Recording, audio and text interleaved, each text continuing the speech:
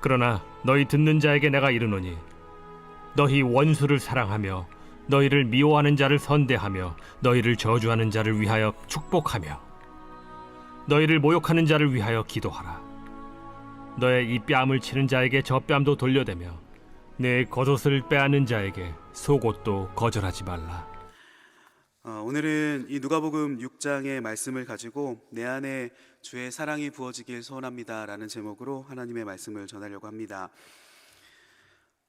교회 안에서 저희에게 참 정말로 중요한 것이 한 가지가 있습니다. 그것이 무엇이냐면은 바로 관계의 문제입니다. 관계가 우리에게 너무나도 참 중요하죠. 좋은 사람이 그 모임 가운데 100명이 있다 할지라도 그 모임 가운데 싫은 사람이 딱 한 명만 있어도 좋은 사람이 100명이 있다 할지라도 그 싫은 사람 한 명 때문에 그 모임에 가기 싫어지는 것이 우리의 마음입니다.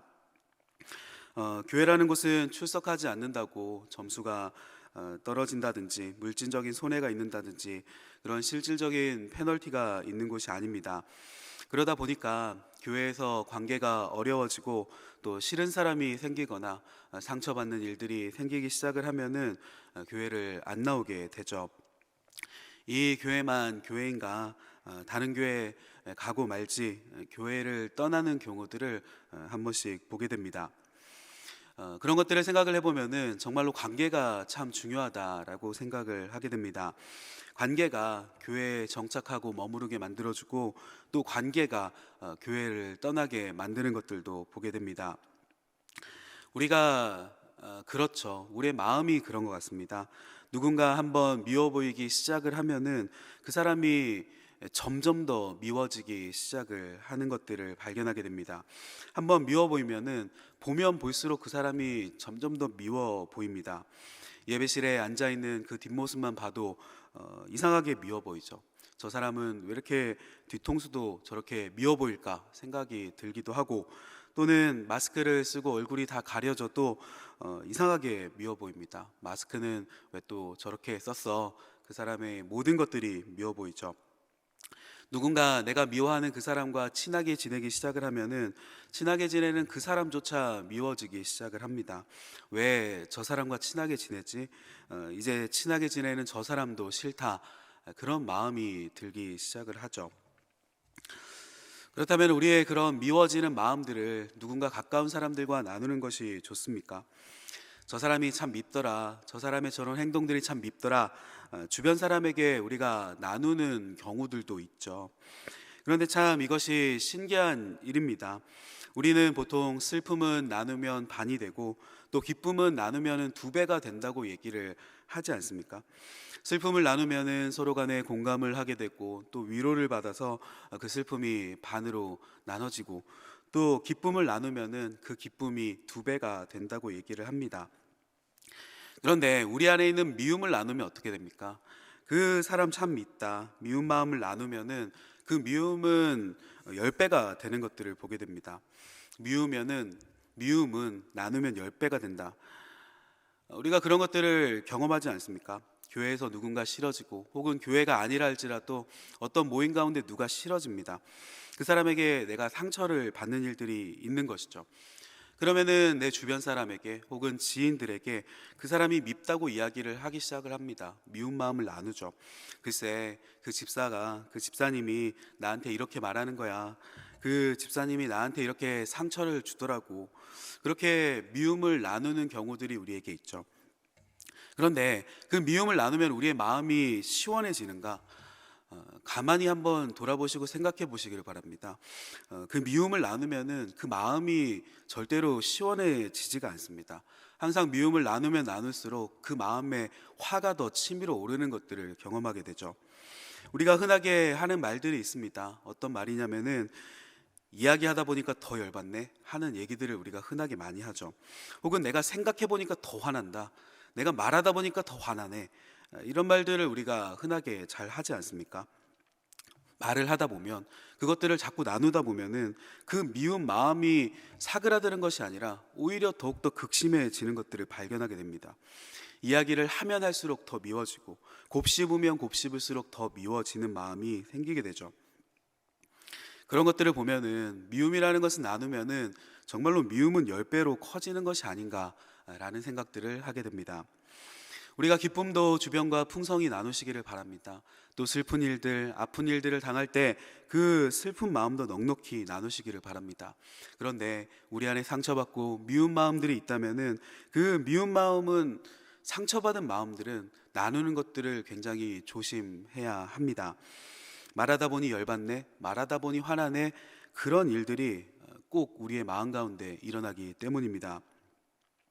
그래도 우리의 그 미운 마음들, 상처받은 마음을 그렇게 꼭 누구에게 나누고 싶다면은 교회로 오시기를 바랍니다. 그리고 교회에 와서 누군가 사람에게 나누는 것이 아니라 이 예배실에서 하나님께 그 마음을 토로하시기를 바랍니다. 사람이 아니라 주님께 그 마음들을 나누어야 하는 것입니다. 하나님 앞에 기도하며, 하나님, 저 사람을 사랑하고 싶습니다. 하나님, 내 안에 사랑이 없습니다. 그렇게 거룩한 기도만을 드릴 수는 없는 일이죠. 우리는 하나님 앞에 우리의 마음과 상처와 그 미운 마음도 정직하게 토로할 수 있는 것입니다. 시편들을 기억해 보십시오. 다윗이든 시인이든 정직하게 자신의 분노를 하나님 앞에 아뢰는 것들을 보게 됩니다. 하나님, 저 사람이 나에 대해서 속이는 말들을 합니다. 나에 대해서 사람들이 수군거립니다. 저 악인들이 나를 괴롭힙니다. 하나님, 저들을 물리쳐 주십시오. 저 악인들의 일을 꺾어 주십시오. 악인의 뺨을 쳐 주십시오. 시편의 시인들은 하나님 앞에 정직하게 자신의 심정들을, 그 미운 마음들을 토해내며 고백하며 기도하는 것들을 보게 됩니다. 속 시원하게 시편의 시인들은 노래를 하죠. 그렇다면 우리도 하나님 앞에 그렇게 우리의 마음을 구할 수 있는 것 아니겠습니까? 미운 마음을 사랑과 나누면 그 미움은 10배가 되기 마련입니다. 그러나 그 미운 마음을 하나님 앞에 기도로 나누게 되면은 하나님께서는 우리의 마음의 의사가 되어 주십니다. 그래서 우리의 마음을 치료해 주시죠. 위로해 주십니다. 그리고 내 마음에 그어진 그 상처들을 싸매어 주시는 것들을 경험하게 됩니다. 그렇게 한참을 미운 마음을 토해내며 하나님 앞에 기도하다 보면은 그런 것들을 경험하게 됩니다. 처음에는 분노가 가득해서 막 화내면서 기도하다가, 하나님, 저 사람이 참 믿습니다, 정직하게 막 화내면서 기도하다가 시간이 흐르고 기도의 시간이 깊어지면은 조금씩 그 마음이 변하는 것들을 느끼게 되죠. 나중에는 미웠던 그 사람이 조금씩 뭔가 불쌍해지고 안쓰러워지는 것들을 경험하게 됩니다. 저 사람 참 불쌍하기도 하다, 오죽하면은 저럴까, 어떻게 생각하면은 그 사람이 참 불쌍하기도 하고 또는 안쓰럽기도 하고, 기도 가운데 우리의 마음에 긍휼의 마음이 들기 시작하고 좀 너그러운 마음이 생기는 것들을 경험하게 되죠. 하나님께서 우리의 마음을 변화시켜 주시는 것입니다. 다루어 주시는 것입니다. 오늘 본문을 한번 보십시오. 그래서 우리가 나아가야 될 최종 목적지가 바로 오늘 본문인 것입니다. 참 힘든 일이죠. 너희 원수를 사랑하며 너희를 미워하는 자를 선대하며 너희를 저주하는 자를 위하여 축복하며 너희를 모욕하는 자를 위하여 기도하라. 성경의 말씀들을 쭉 읽을 때마다 마음에 걸리고 멈추게 되는 것이 바로 이 본문입니다. 이것이 정말로 가능한 일일까? 참 너무나도 잘 아는 말씀이지만은 진짜로 힘든 일이지 않습니까? 생각해 보면은 이 일들을 우리가 절대로 할 수 없겠다 싶은 그런 생각들이 들게 됩니다. 우리의 원수를 어떻게 사랑할 수 있겠습니까? 우리에게 해를 끼치는 사람을, 우리를 힘들게 만드는 사람들을 어떻게 사랑할 수 있겠습니까? 미워하는 자를 어떻게 선대할 수 있는가? 저주하는 자를 위해서 축복할 수 있겠습니까? 나를 모욕하는 자를 위해서 기도할 수 없는 일이죠. 생각해보면 정말로 단언컨대 우리는 이것들을 절대 못한다라는 생각을 합니다. 우리는 그렇게 너그럽지도 않고 그렇게 넉넉한 마음을 가진 대인배도 아닌 것이죠. 우리는 당하는 것들을 참 싫어합니다. 나를 모욕하는 자가 있으면 갚아주고 싶죠. 속이 부글부글 끓는 것들을 느끼게 됩니다. 그런데 어떻게 그런 사람을 감히 사랑까지 할 수 있겠는가? 이 말씀이 참 어렵게 느껴지죠. 미워하지 않고 그저 무관심할 수 있다면은 그것이 그나마 다행이다라는 생각이 들 정도인 것이 우리의 마음입니다. 이것을 우리의 힘으로는 절대 할 수 없는 일이죠. 그렇기 때문에 우리의 심령 가운데 주님의 사랑이 부어져야 하는 것입니다. 예수님은 진짜로 참 선생님이시지 않습니까? 예수님은 정말로 참 선생님이다라는 생각을 합니다. 원수를 사랑하라, 오늘 본과 같이 예수님께서 가르치십니다. 그런데 예수님께서는 말로만 가르치신 것이 아니죠. 이 원수를 사랑하는 말을 그 스스로 지키시고 행하시는 것들을 우리에게 보이셨습니다. 누구를 사랑하십니까? 원수된 자 누구를 예수님께서 사랑하셨습니까? 바로 저를 사랑하셨죠. 그리고 성도님들을 사랑하셨습니다. 이렇게 악한 자를 사랑하셔서 성도로 불러주시고 우리같이 악한 자를 사랑하셔서 자녀 삼아 주신 것이 바로 예수 그리스도의 사랑 아니시겠습니까? 이렇게 악한 우리를 위하여 그분은 십자가의 고통을 당하셨습니다. 실로 원수를 사랑하신 그런 행동들 아니시겠습니까? 자신을 미워하여 십자가에 못 박은 자를 예수님은 용서하셨죠. 마음으로 품으셨습니다. 십자가를 지실 때 자신을 저주하는 사람들, 모욕하는 사람들을 축복하셨고 모욕하는 자들을 위해서 그분은 기도를 하셨습니다. 뺨을 치는 자에게 고개를 돌려 다른 뺨을 대셨고 겉옷을 빼앗는 자에게 속옷까지 내어주신 그 사랑, 그 십자가에 보이신 사랑이야말로 원수를 사랑하는 그 방법을 직접 행하시는 것들을 보여주신 것이 아니겠습니까? 오늘 본문의 29절에 가르치신 대로, 그 원수에게 뺨을 돌려대라 가르치신 대로 예수님께서 십자가에서 행하시는 것들을 우리가 보고 우리가 그것들을 너무나도 잘 알고 있죠. 이런 것들을 보면 예수님은 진짜 참 선생님이시다라는 깨달음을 얻게 됩니다. 우리는 예수님같이 할 수가 없죠. 우리의 힘으로는 할 수 없는 일입니다. 그러나 예수님의 그 사랑이 우리 안에 부어진다면 그것을 가능하게 만듭니다. 내 안에는 상대방을 향한 사랑이 없지만 예수의 사랑이라면 그 사랑의 은사가 우리의 심령 가운데 부어지게 된다면 우리도 사랑할 수 있는 자가 됩니다.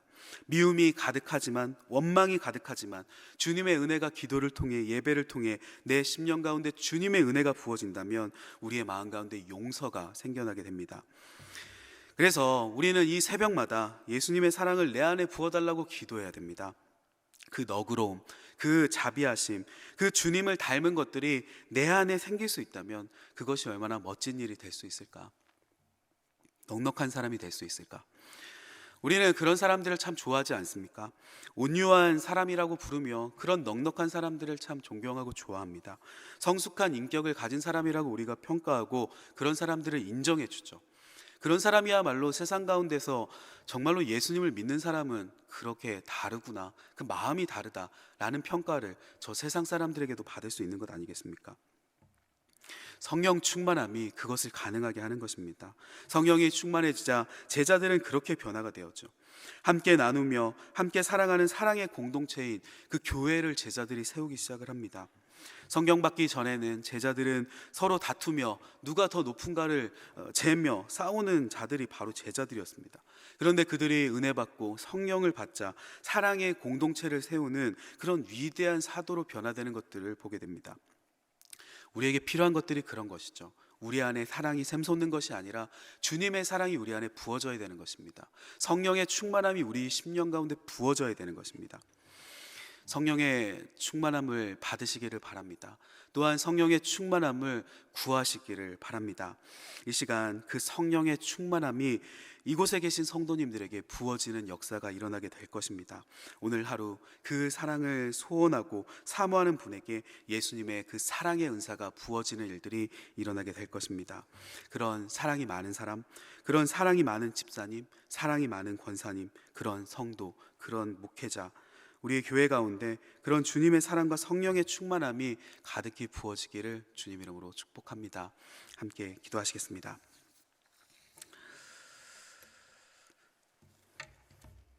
할렐루야. 살아계신 아버지 하나님, 주님의 도우심과 은혜를 기대합니다. 아버지 하나님, 우리의 심령 가운데 늘상 여러 가지 관계 가운데 마음이 상하고 슬픈 마음이 들고 지치고 어려운 것들을 경험하는 것들을 보게 됩니다.